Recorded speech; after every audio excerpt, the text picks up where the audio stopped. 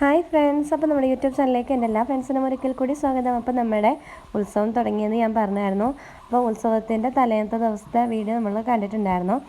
അത് കഴിഞ്ഞിട്ട് നമ്മുടെ ഉത്സവത്തിൻ്റെ ഫസ്റ്റ് ഡേ ആണ് കേട്ടോ. ഫസ്റ്റ് ഡേയിൽ എന്താ പറയുക, നമ്മളിങ്ങനെ രാവിലെ അമ്പലത്തിൽ പോയിട്ടൊക്കെ വന്നു.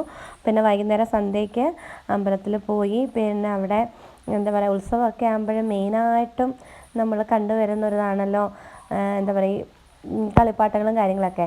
അപ്പോൾ പണ്ടൊക്കെ ഞങ്ങളും ഇതുപോലെ വഴക്കുണ്ടാക്കി വാങ്ങിച്ചിട്ടുണ്ടായിരുന്നു. അപ്പോൾ അന്ന് നമ്മൾ വാങ്ങിച്ചിട്ടുള്ള കുപ്പിവള, ക്യൂടെക്സ് അങ്ങനെയുള്ള ഐറ്റംസൊക്കെ ആയിരുന്നു കേട്ടോ. പിള്ളേർക്ക് ഇപ്പോൾ ഒരുപാട് കളിപ്പാട്ടങ്ങളൊക്കെയാണ് വേണ്ടത്. പിന്നെ അതുപോലെ തന്നെ എല്ലായിടത്തും കാണുന്ന ഈ ഐസ്ക്രീം, നമ്മുടെ കോൺ ഐസ്ക്രീമൊക്കെ, അങ്ങനെയുള്ള ഒരുപാട് ഐസ്ക്രീമൊക്കെ ഇങ്ങനെ വഴിയിലിങ്ങനെ വണ്ടിയിലൊക്കെ ഇങ്ങനെ ഇട്ട് വിൽക്കുന്നത്. അതേപോലെ ഇവിടെ പാനിപൂരിയൊക്കെ ഉണ്ടായിരുന്നു കേട്ടോ. അതുപോലെ പോപ്കോൺ, അങ്ങനെ ഒരുപാട് ഐറ്റംസ് ഉണ്ടായിരുന്നു.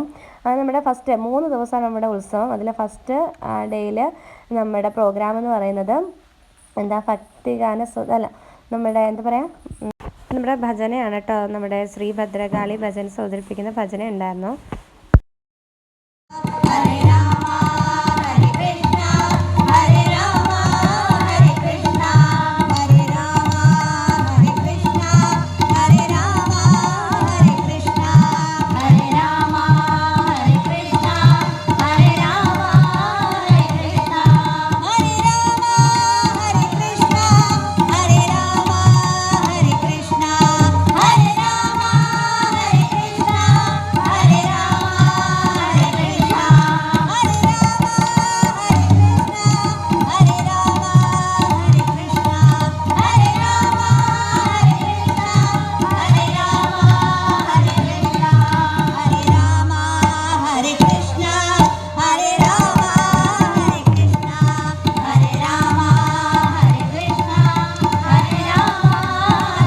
അടുത്തത് കുട്ടികളുടെ ഡാൻസ് ആയിരുന്നു കേട്ടോ. അപ്പം ഡാൻസ് എല്ലാം കഴിഞ്ഞപ്പോൾ തന്നെ സമയം ഏതാണ്ട് ഒരു 11-11:30 മണിയൊക്കെ ആയിട്ടുണ്ടായിരുന്നു കേട്ടോ.